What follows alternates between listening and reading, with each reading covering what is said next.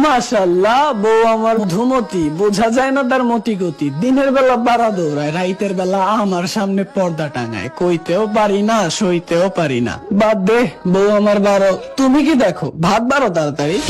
হায়ের লেগেও কান দে, খালাতো ভাইয়ের লেগেও জায়গা রাখছে চান্দে। বোঝো না এই ব্যাপারটা?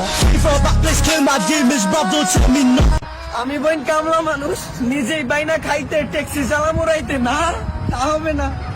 মামা শ্বশুরও মানবা, তলের কাপড় ধরেও টানবা। হইতে গেলেই হইব দোষ, যত দোষ নন্দ ঘোষ। ছোট চেতিস না।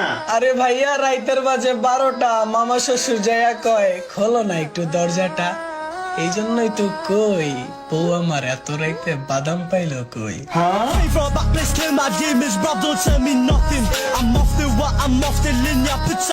হেই আমার কলিজার টুকরা, যদি কখনো আমাকে খারাপ লাগে বলে দিও, কথা দিচ্ছি।